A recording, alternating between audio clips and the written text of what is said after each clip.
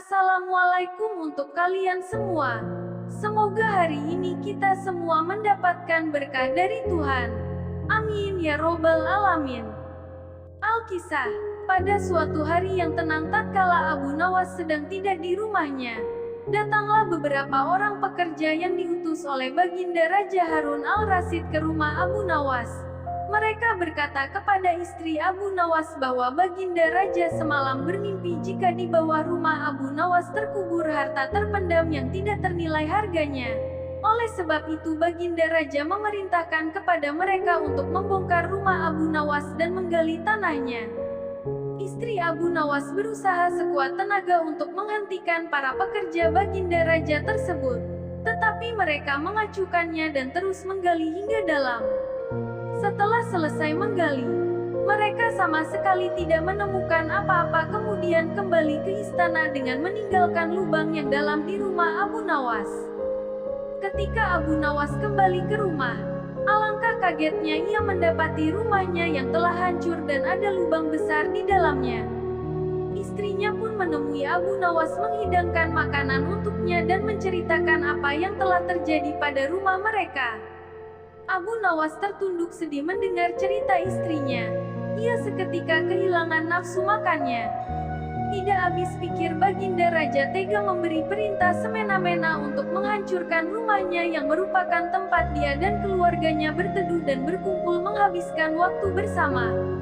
Ia semakin bertambah sakit hati karena Baginda Raja tidak meminta maaf kepadanya dan tidak pula mengganti semua kerugian atas perusakan paksa yang dilakukan pekerja istana. Semalaman Abu Nawas tidak bisa tidur dan juga makan makanan yang telah dihidangkan istrinya. Dia terus memikirkan bagaimana caranya ia dapat membalas perbuatan Baginda Raja yang telah semena-mena padanya.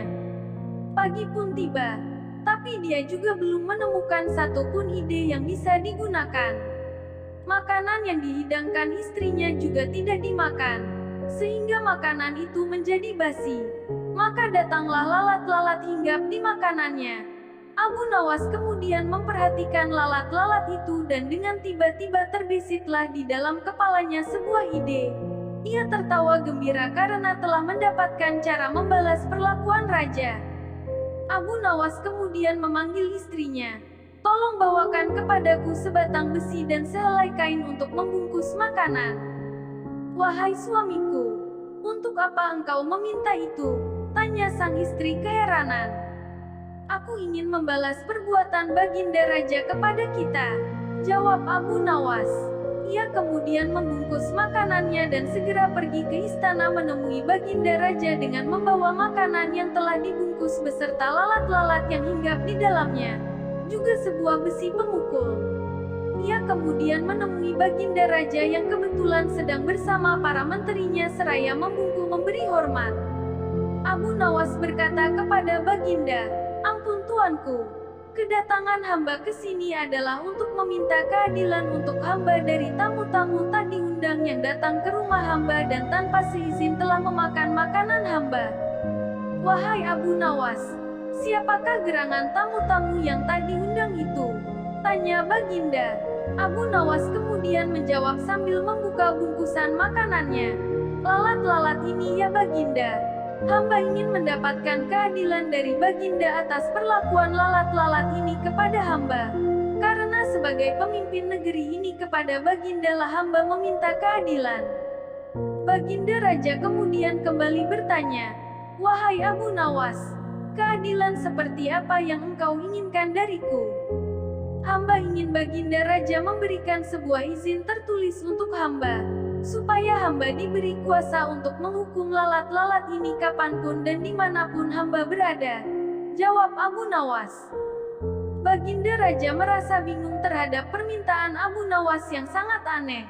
Namun demi keadilan untuk rakyatnya ia pun dengan terpaksa membuat sebuah surat kuasa yang memuat tentang pemberian izin kepada Abu Nawas untuk menghukum lalat-lalat kapanpun dan dimanapun ia hinggap dan tidak ada seorang pun yang boleh melarangnya.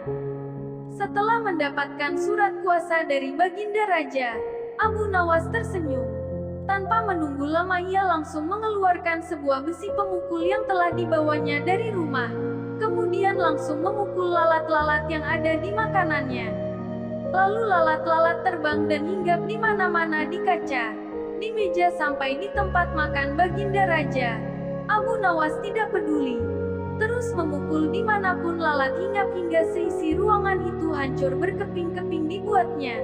Semua perabotan dan barang-barang raja hancur. Baginda Raja dan pengawal istana tidak dapat melakukan apa-apa menyaksikan Abu Nawas menghancurkan semua benda-benda berharga di ruangan itu karena Abu Nawas telah mendapat izin tertulis dari beliau. Baginda sadar dan merasa malu kepada menteri-menterinya tentang apa yang telah dilakukan kepada rumah Abu Nawas dan keluarganya tanpa meminta maaf dan mengganti rugi.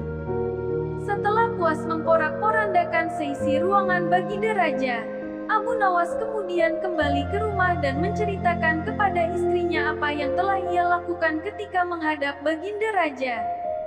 Cerita selanjutnya, lanjutan cerita di atas. Setelah pembalasan Abu Nawas membunuh lalat-lalat dengan memporak-porandakan barang-barang Baginda Raja atas izin tertulis dari beliau. Baginda Raja sangat kesal dan karena kekesalannya itu beliau ingin sekali menjebloskan Abu Nawas ke penjara. Tapi Baginda tidak memiliki alasan untuk melakukannya. Karena orang seperti Abu Nawas bukanlah orang yang gampang dicari-cari kesalahannya. Suatu hari Baginda Raja menemukan akal untuk menjebak Abu Nawas. Baginda berpikir pasti kali ini akan berhasil menghukum Abu Nawas.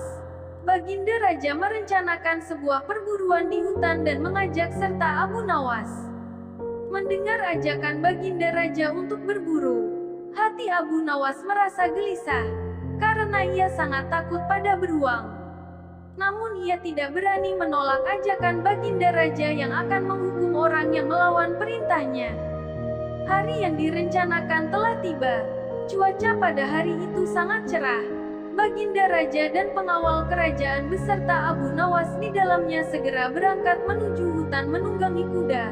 Ketika masih dalam perjalanan, tiba-tiba cuaca menjadi mendung. Baginda Raja kemudian memanggil Abu Nawas untuk menghadapnya. Baginda Raja berkata kepada Abu Nawas, "Wahai Abu Nawas, tahukah engkau alasan aku memanggilmu?" Tanya Baginda. "Ampun Baginda Raja, hamba belum mengetahuinya," jawab Abu Nawas. Baginda Raja kemudian kembali menyambung perkataannya. Cuaca tiba-tiba mendung. Mungkin akan segera turun hujan dan hutan masih amat jauh. Sedang kita harus berkumpul di tempat peristirahatan pada waktu makan siang. Engkau akan kuberi seekor kuda yang lamban. Aku dan para pengawalku akan menunggang kuda yang cepat. Tapi bila hujan turun kita harus bisa menghindari agar pakaian kita tidak basah. Kita harus melakukan dengan cara kita sendiri. Sekarang mari kita berpencar, titah Raja kepada Abu Nawas. Abu Nawas pun segera menunggangi kuda yang lamban dan ia tertinggal di belakang. Abu Nawas merasa kecewa, namun ia sudah menyadari jika Baginda Raja ingin menjebaknya dengan mencari-cari kesalahannya. Sebab jika ia tidak bisa melaksanakan titah Baginda maka ia akan mendapatkan hukuman. Mungkin ia akan dijebloskan ke penjara. Karena itulah alasan Baginda Raja mengajaknya. Mungkin untuk pembalasan atas penghancuran barang-barang Baginda yang ia lakukan, pikirnya. Hujan tiba-tiba turun. Baginda Raja dan pengawalnya segera memacu kuda mereka yang cepat menuju tempat berteduh sementara. Namun hujan yang begitu lebat tidak bisa dihindari. Mereka sudah lebih dulu basah kuyup sebelum tiba di tempat berteduh. Akhirnya ketika waktu makan siang tiba, berangkatlah Baginda Raja dan pengawalnya untuk makan siang menuju tempat peristirahatan mereka dengan pakaian yang masih basah. Akan tetapi belum lama mereka sampai di sana menyusul Abu Nawas dengan kuda lambannya. Baginda Raja dan pengawalnya dibuat bingung melihat Abu Nawas yang menyusul begitu cepat dan dengan pakaian yang masih kering. Mereka heran atas hal yang mereka anggap mustahil, tapi bisa dilakukan Abu Nawas. Pada hari berikutnya Baginda Raja memberikan Abu Nawas seekor kuda yang cepat larinya, sedang beliau beserta pengawalnya menunggangi kuda yang lamban. Setelah mereka berpencar, cuaca pun tiba-tiba menjadi mendung dan hujan segera turun. Baginda Raja dan pengawalnya basah kuyup tidak bisa menghindari hujan karena kuda tunggangan mereka sangat lamban. Abu Nawas segera memacu kudanya cepatnya menuju tempat peristirahatan dan ia lebih dulu sampai di sana dari rombongan Baginda Raja. Ketika Baginda dan pengawalnya tiba dengan pakaian yang masih basah, mereka pun semakin bingung dan penasaran melihat Abu Nawas yang masih kering bajunya. Baginda Raja yang sudah sangat penasaran langsung bertanya kepada Abu Nawas, "Wahai Abu Nawas, aku sangat penasaran bagaimana kamu bisa menghindari hujan. Sebab meski kita terpencar ketika hujan datang kita masih sama-sama dalam perjalanan dan engkau sama sekali tidak basah. Begitu juga ketika kami menunggangi kuda yang cepat. Akan tetapi kami tetap tidak bisa mencapai tempat berteduh. Apalagi dengan tunggangan yang lamban ini tentu saja akan membuat kami kebasahan." Abu Nawas tersenyum mendengar pertanyaan Baginda yang sudah sangat penasaran padanya. Ia lalu menjawab, "Mudah sekali Baginda Raja. Hamba sebenarnya tidak menghindar dari hujan. Tapi ketika hujan datang hamba cepat-cepat membuka pakaian dan melipatnya. Kemudian hamba langsung mendudukinya sehingga pakaian hamba tetap kering. Dan ketika hujan berhenti hamba kemudian memakainya lagi." Cerita selanjutnya, pada suatu hari yang cerah ketika Abu Nawas sedang berjalan-jalan santai, ia tiba-tiba menjumpai ada kerumunan orang. Ia pun merasa penasaran dan kemudian bertanya kepada seseorang di sana. "Sedang ada apa di sana?" tanya Abu Nawas. "Sedang ada pertunjukan seekor gajah ajaib," jawab orang itu. "Ajaib bagaimana maksudmu?" tanya Abu Nawas kembali.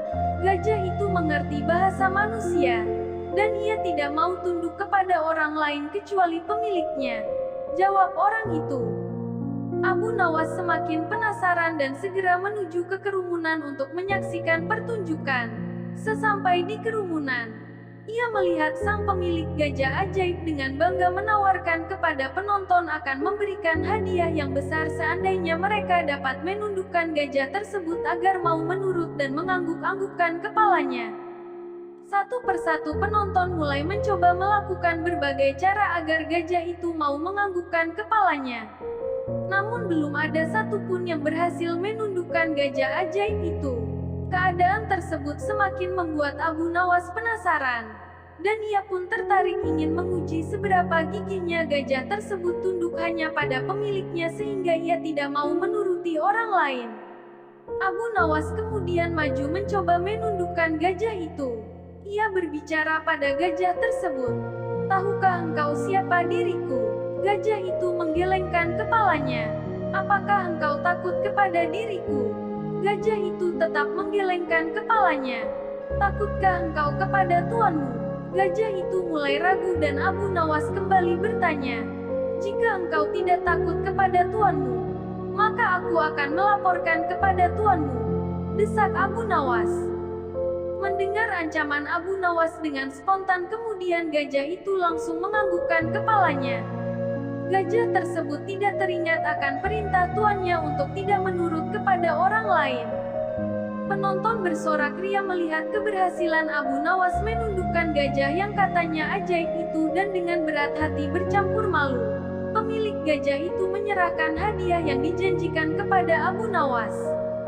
Pemilik gajah sangat marah dan kemudian memukul gajah tersebut. Pada beberapa hari berikutnya pemilik gajah kembali mengadakan pertunjukan dengan maksud membalas rasa malu sebelumnya. Tapi kali ini dengan gaya yang berbeda, di mana penantang harus mampu menundukkan gajah itu agar mau menganggukkan kepalanya. Satu persatu penonton mulai mencoba dengan berbagai cara termasuk cara yang digunakan Abu Nawas sebelumnya. Tetapi gajah itu tetap tidak mau tunduk dan menggelengkan kepalanya, karena sangat takut pada ancaman tuannya.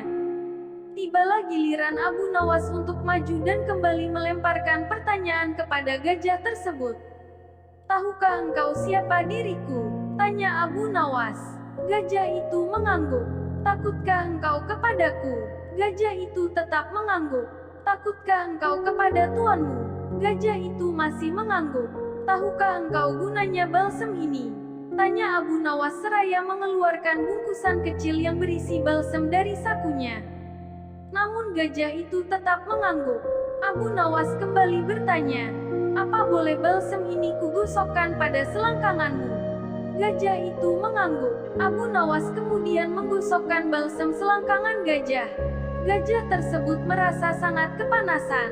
Abu Nawas kemudian mengeluarkan lagi dari sakunya bungkusan balsam. Kali ini lebih besar dan dia kembali bertanya kepada gajah tersebut. Apakah boleh aku menghabiskan balsam ini untuk kugosokkan pada selangkanganmu? Tanya Abu Nawas. Gajah itu sangat ketakutan dan lupa akan ancaman tuannya. Dengan spontan kemudian gajah itu langsung menggelengkan kepalanya. Untuk kesekian kalinya Abu Nawas dapat menundukkan gajah itu dan kembali pulang dengan membawa hadiahnya. Demikian kisah ini saya sampaikan. Wassalamualaikum.